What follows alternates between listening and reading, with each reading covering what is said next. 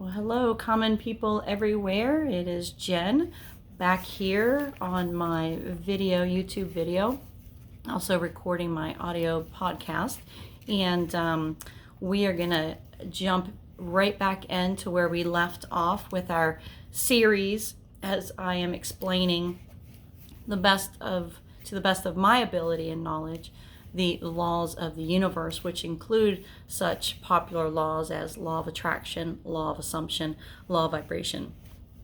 In some of the previous episodes, if you want to go back and look, we talked about law of polarity, inspired action, law of compensation, some really important laws that, again, are in effect and working every single day, just like the law of gravity, even though we may not be able to see it, understand what we're experiencing or how we can even control it, because these laws we actually can control, and we control those with our thought, with our emotion, with our action. So I'm going to talk a little bit today about cybernetic mechanism, our cybernetic mechanism. Now, these sound like really big words, so I'm going to break it down into simpler terms to help you understand. And I did not write these words, and I'm trying to remember what I listened to or read over the last few years that has really talked about and broken down this cybernetic mechanism. I will try to look back at my notes a little more detail because I know I wrote it down, and I want to give, I think it was Mr. Nagel, as I listened to him quite a bit, Nagel, regarding desire, polarity, and this cybernetic mechanism, because I think this actually, anything we explain and we can re-explain and have different examples and comparative or relative things to whatever topic we're speaking about, I think helps us retain the information. So cybernetic mechanism, there's two examples of a cybernetic mechanism, and that you probably are very familiar with. One is a thermostat, and the other would be autopilot. Now, these are examples that are constant and measuring any deviation from the original programming. Now, with a thermostat in your house, you're gonna, you're gonna set that to a very specific temperature that you like to live at, work at, sleep at. Mine's usually pretty low, especially in the sleeping, because I like a very cool environment. And then you're going to have a set point, and anytime it deviates from that by a degree or so, it's going to kick on, the fan's going to kick on, and it's going to cool it back down to that temperature or heat it back up to that temperature.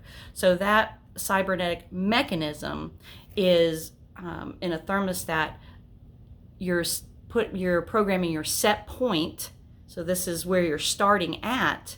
And then it's going to fluctuate and adjust back to what you deliberately programmed. It won't know what temperature you want to live in or you want your environment to be unless you physically and deliberately program it. So autopilot, same way. And autopilot works by you first deliberately programming the autopilot, and whether that's on a car or a plane, any deviation from that, it's going to reset back to your deliberate programming. Okay, so how does that apply, or why do you even care? Why am I even speaking about all this scientific mumbo jumbo? Because it has to do with our own programming. In some of the prior episodes, and it's okay if you haven't listened to them, we're going to recap a little bit regarding our subconscious mind.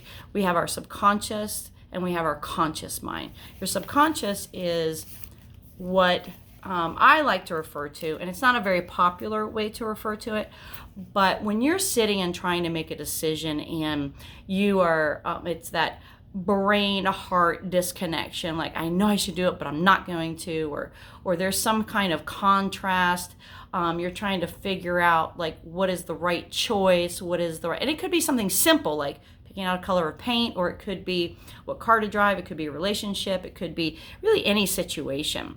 And what's happening is that contrast is coming from a deviation from your subconscious mind. If your conscious choice, or thought, or emotion were in line with your subconscious, what's been pre-programmed or programmed from a lifetime of experiences and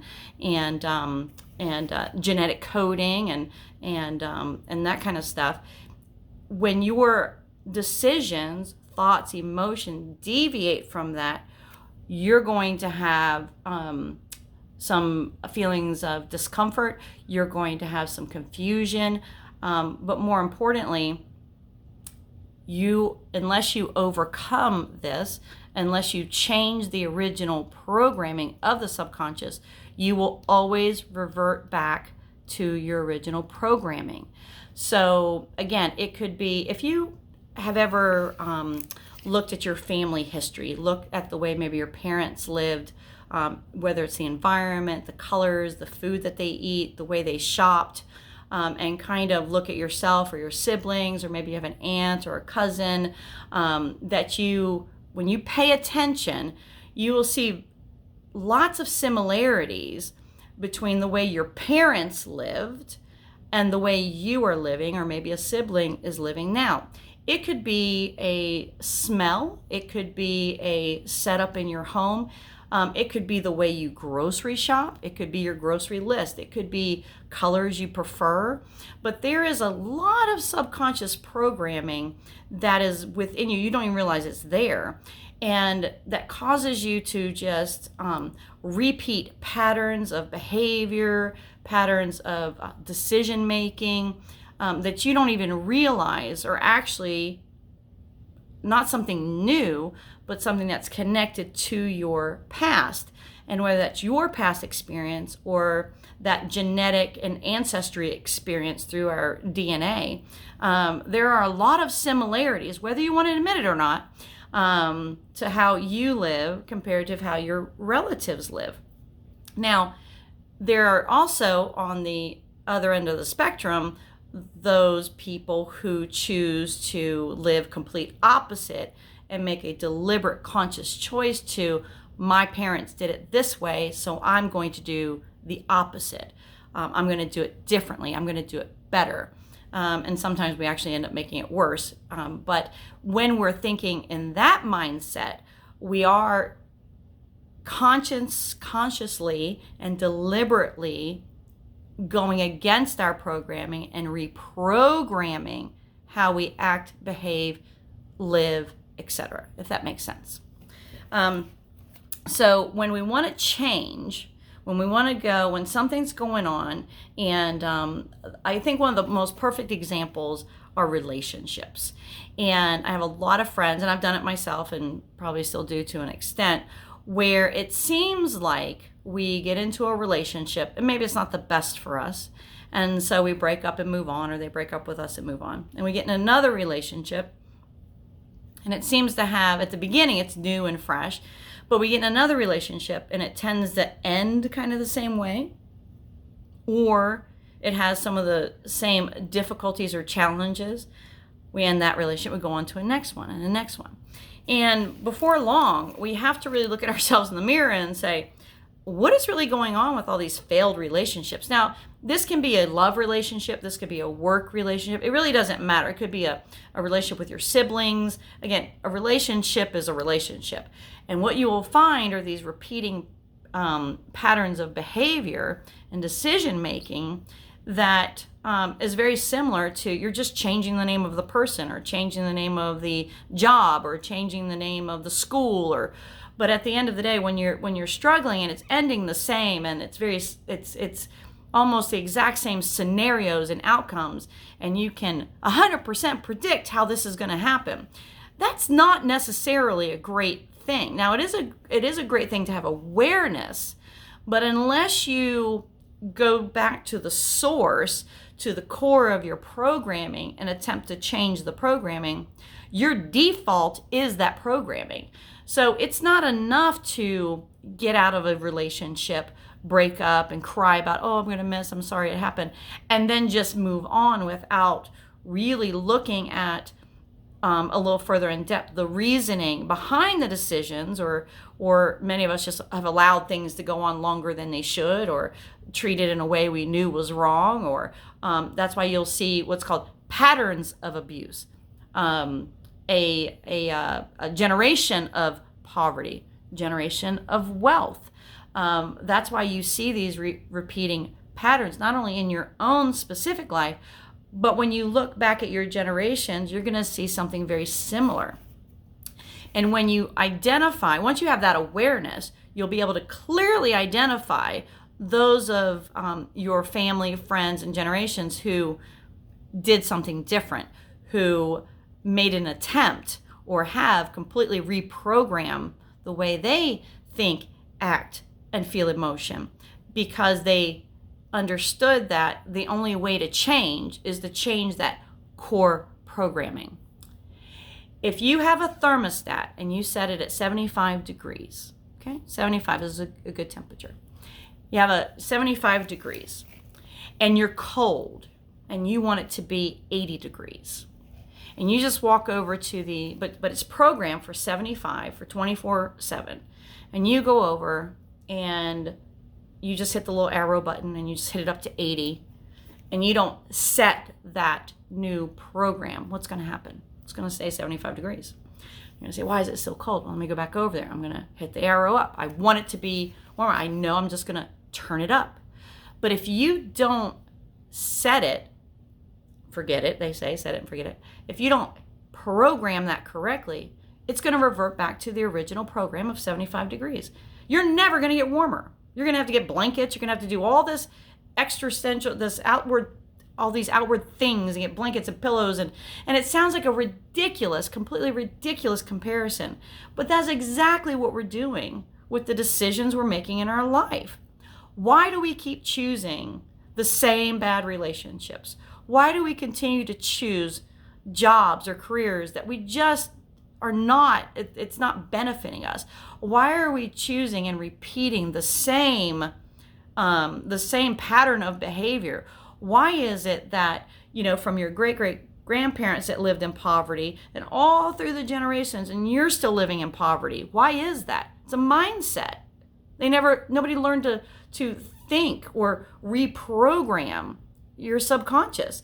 How your default setting is still poverty. It's still lack, period. Doesn't matter what the outward circumstances are. You're creating the outward circumstances based on your programming of your subconscious.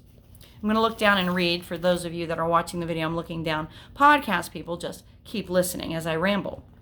So this works with, when we're talking about poverty, wealth mindset. There is a mindset of wealth and riches. There is when we talk about generational wealth, I've heard so many and watched it so many times where you'll have, a generation that's very wealthy and riches beyond their wildest imagination. I'm talking about luxury, and yes, I'm talking about material things and that kind of stuff. And then you see the next generation of kids that are just in and out of jail, they're on drugs, they're not really productive, they don't know how to make a dollar, and you see this up and down, this, it skips a generation. No, that's like baldness. It's not really. Poverty and wealth do not skip a generation unless you have not addressed your core base default programming. Okay, so all of us at some point, and I don't really know what age it is, and I'm sure you could probably do some research and get some different answers, but we all have a default as far as the amount of income we make or think we can make or want to make. And what you'll see is when people have jobs, fulfilling or not, and I'm not saying you have to make $100,000 to be happy, or $25,000 doesn't make you happy. $25,000 is hard to live on, and it's very difficult if you have any children or a family. But I'm not saying you can't find happiness in that, because you can find, because happiness is a deliberate choice. But what I'm saying is, what you'll find if you look over the last 10 years of your career, or the jobs, if it's not a career, but you're job hopping, for 95% of us, if not a little bit more, no matter what's happened in the last 10 years, whether you've changed jobs, you've changed cars, you've changed houses, you've changed partners, for the majority of us, we're making about the same. So that same financial or annual income, that same annual expenses is usually about the same. And I'll just use a number. So let's say your average is $38,000, which is low, but $38,000, it's high for some, low for others. So it is all relative. And I believe we spoke about the law of relativity. So in comparison, if we're not comparing it to anything, 38,000 sounds great. But if you're comparing it to making 75,000, it doesn't seem so great.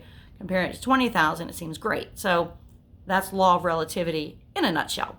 So let's say the point is 38,000. When you are consistently or on average having an annual income of that amount, that is what's called your set point, your income set point. And in order for you to change that, it's really much more than just getting or working for a promotion. Why is that? Because as we get promoted, there's usually a certain percentage where you'll be compensated for that promotion. And every company, just shook the camera.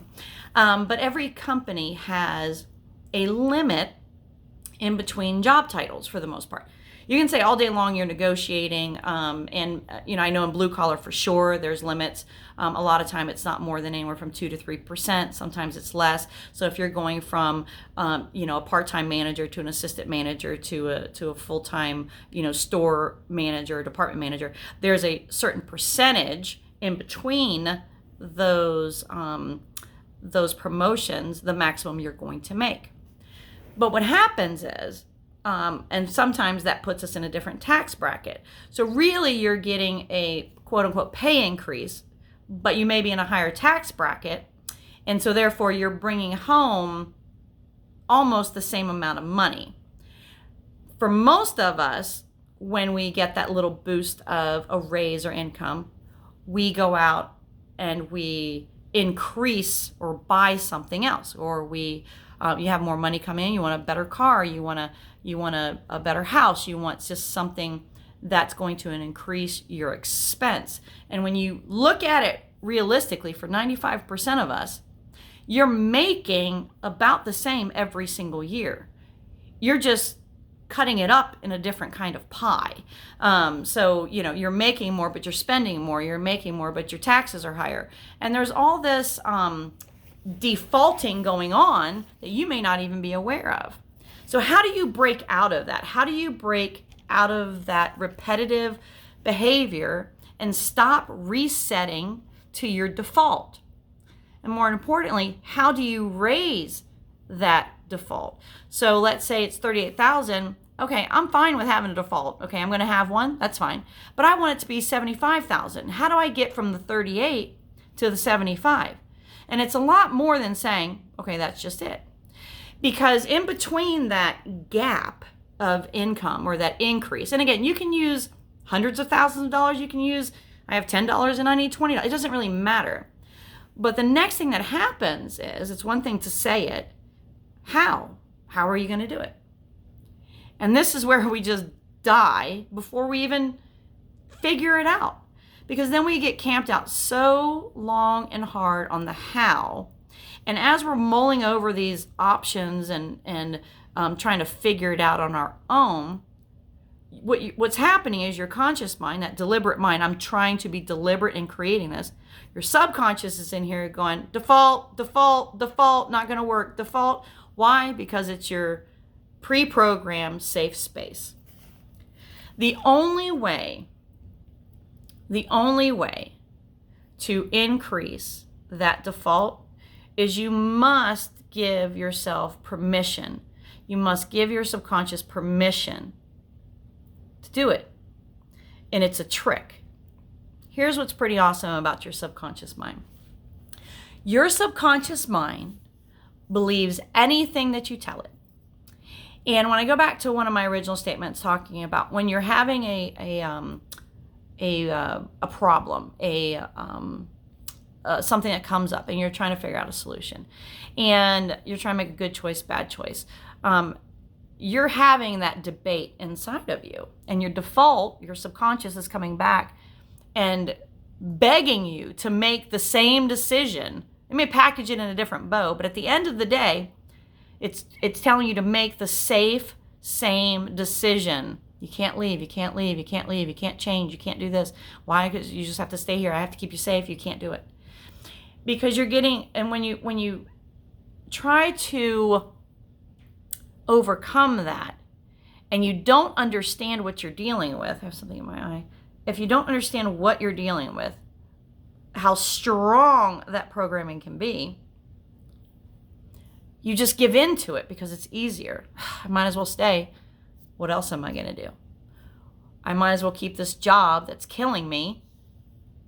What else am I going to do? I might as well stay with him. I mean, he's mean as a snake, cheats, lies, does all these things, but probably not going to find anything better because I don't feel great about myself. Default, default, default. And what I want you to start doing is when that happens, is to first be aware of it. That your subconscious is there to protect you, just like the fight or flight in the caveman days. When something is, danger, danger, danger, and any decision outside of that default feels like danger to you. But it's not, okay? It's not. But here's what's great about your subconscious. Your subconscious believes anything that you tell it. Anything.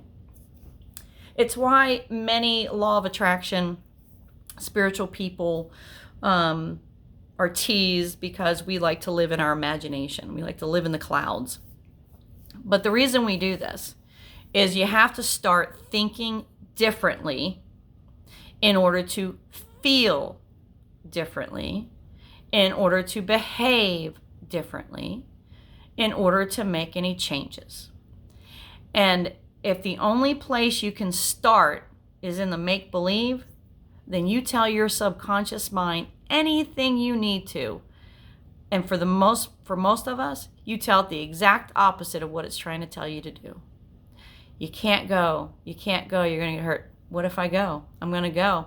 I'm not going to get hurt. I'm not going to get hurt. I can do this. I'm awesome. No, you're not worth it. You're really not. You're not. You're not going to be wealthy. Nobody in your family's ever been wealthy. You're never going to get that promotion. Don't try. Just stay where you're at. You do the day in and day out work. Just stay where you're at. Stay in that relationship. It's not great, but it's better than nothing. It's better than nothing. Better than being alone. You're going to change that.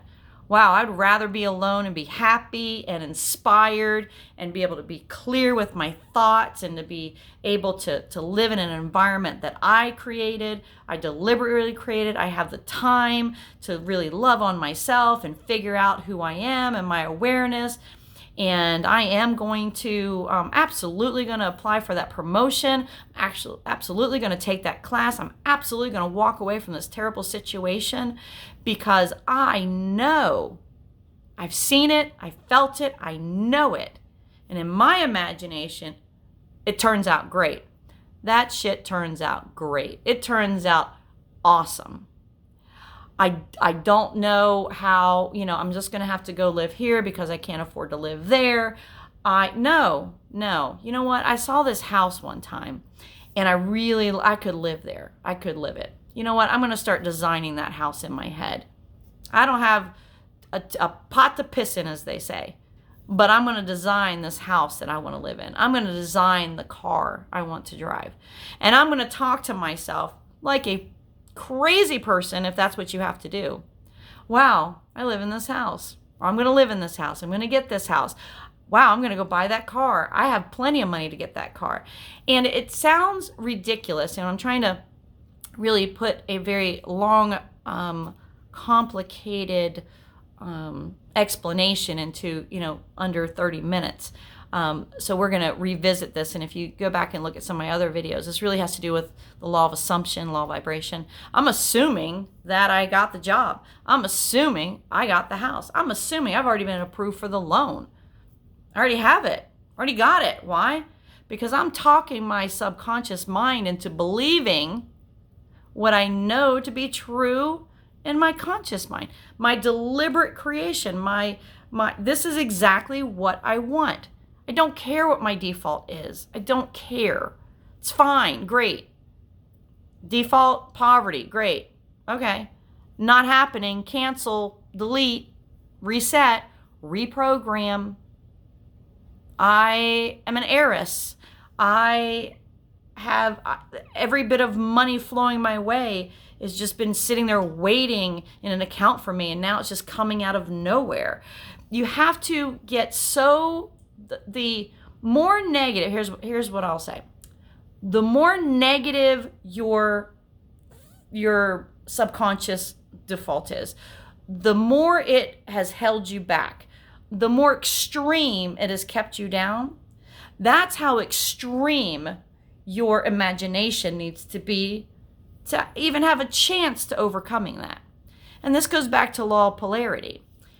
If you're looking left and all you see is all the negative bank account, job is terrible, relationships are awful, blah, blah, blah, blah, the suffering, the anxiety, the sadness. When you look right, the law of polarity says there's an equal and opposite reward on this side. You may be negative $30,000, you may be $30,000 in debt. Guess what? $30,000 profit. You may be, anything that's bad, there's an equal and opposite reward on the other side. You have to look there. You have to know to look there. You have to know to start, or know where to start. And that's turning your eyes away from your negative reality. And it's raising your eyes and raising your awareness and looking at all the possibilities like a child's fairy tale. And it's just the start. And as we've gone through these laws and this particular conversation of cybernetic mechanism is really to help you understand why you do the things that you do. You do it because it's default. Why don't you leave? You don't leave because maybe your mom didn't leave, maybe your dad didn't leave, maybe your family members, maybe your friends, maybe the people the closest to you didn't leave. They just put up with it. But is that happiness and joy? I'm not telling you to leave anybody. I'm just asking you to be aware of where it's coming from. Once you start getting control of that, it actually gets a little ridiculous, and that's okay, because the more ridiculous, it kind of makes you smile on the inside, and then you start smiling on the outside, and you can laugh at yourself, and then you can say, aha, aha. And as you start opening your mind to this awareness, you're going to begin receiving inspired thoughts. They're going to be like, you wake up in the middle of the night. You won't even know what happened. Why did I wake up? What is that thought? Wow, I actually can do that? Wait a minute. Why do I want that? If you can imagine it, the reason God puts it in your imagination is because he's telling you, and I think Steve Harvey says this, it's a preview of what's to come. You imagined it, or able to imagine it, because it's a preview of what's to come. If you stay focused and aware, and you focus on your better feeling thoughts, dreams, visions, and I don't care what's going on. I don't care. I don't care if it's sickness, joblessness, homelessness. I don't care what it is. You have to focus. And sometimes it's just in your crazy imagination. You got to focus on something that's better and so ridiculous it makes you laugh. It's so ridiculous you don't want to tell anybody because they're going to laugh at you. And maybe they'll laugh with you. Maybe it'll inspire somebody else to do the same thing. But that's what you have to do. Then the thoughts come. Then the feelings change. And then the inspired action. This law of attraction stuff isn't just sit here and, meditate, and, let all the, everything fall in line. There is action involved. But there's difference between labor intensive and suffering and painful action and inspired action. And inspired action only comes from better feelings, inspired thought, from your imagination, and reprogramming your subconscious. We're going to dive more into this topic as we go. We went a little over our time, but I want to encourage you to follow. Click on some of the old episodes and do a review, a review of what we've talked about. And as we move forward, I would like to get a little more interactive. Send me a message, send me a question.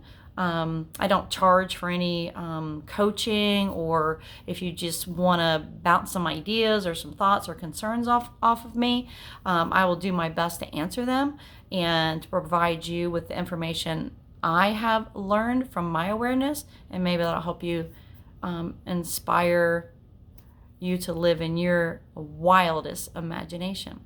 So again, it's all about the cybernetic mechanism. It's that thermostat, that autopilot. Let's get that ship reprogrammed and program on a direction you want to go and focus. Thanks, guys. Be sure to like, share, follow, subscribe, all those things they always tell you to do. Just do it, get it done, and let's keep going.